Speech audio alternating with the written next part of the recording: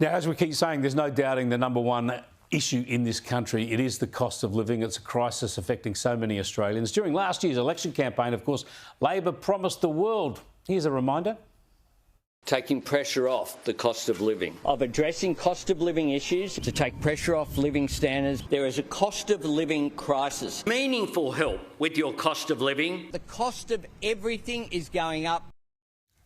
And while there was a little better news on inflation today, it has been a tough year. I don't have to tell you that. Food's up nearly 8% overall, housing by the same amount, insurance gone up 8.5%, and power prices up by 25%, with more to come. The rises have seen more Australians from all walks of life reach out for help. Here's a report from Channel 10. Australia's cost of living crisis is deepening and fast. 30 years as a Salvation Army officer, and this is the worst that I've seen it. Our most vulnerable living on just $6 a day, according to Salvation Army estimates, as petrol, housing and food prices continue to soar. A reality these volunteers are seeing firsthand. So it really breaks my heart. Sorry. A survey of more than 1,700 Australians who asked for help from the Salvos in the past year found half can't afford proper healthcare and even more are feeling housing stress. I'm joined on the desk by Kristen Hartnett, who's the manager of Money Care with the Salvation Army, and also that's a confidential service that the Salvos provide, and also Effie Zahos, who's a finance wizard and author and editor-at-large with CanStar. Thanks for joining us, Effie. Yeah, can I go to you first, Kristen, and just give us an idea of how many people are coming to you for help and what sort of problems they're sharing? Yeah, look, we have got a strong demand for our services and we've seen that increase this year. I think when people are connecting with us, first they're sort of presenting because of the cost of housing. We're seeing people come with high rental arrears, also people with mortgage expenses.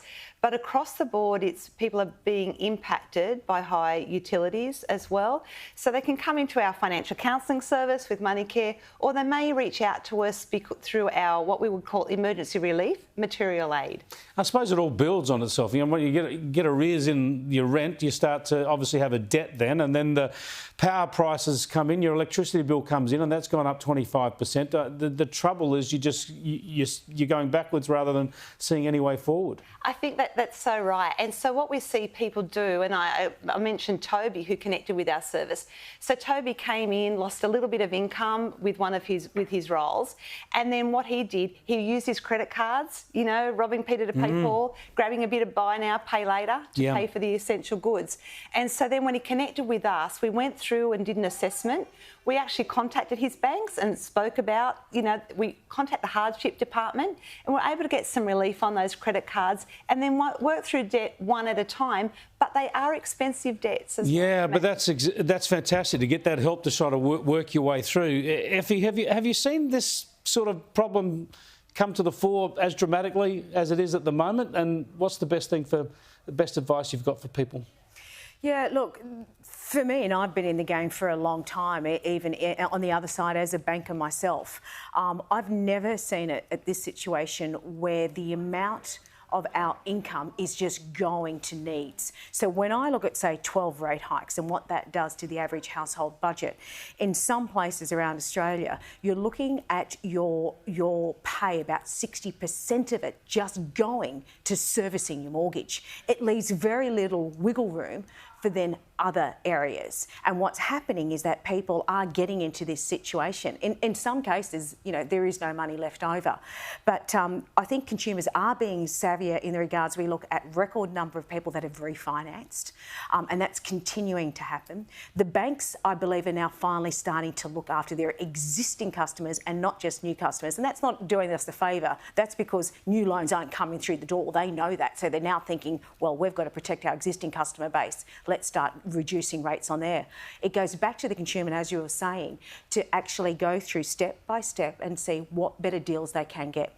It's not rocket science. It's either when it comes comes to budgeting, money coming in, money going out. Unfortunately for some of us, it is very tight. And the thing is, check those regular household bills, because I'm seeing big differences in what the average amount is versus the cheapest still. I think there's a lot of speculation that the worst is yet to come, even though inflation was a bit lower today and when there might not be too many more interest rates to come.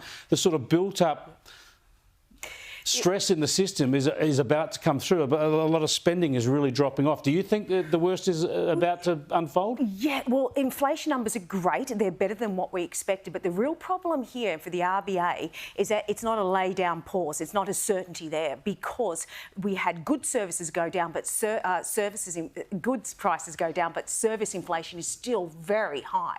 And service inflation is tough to get down. So I think we're going to have to wait till probably the retail sale figures out this Friday.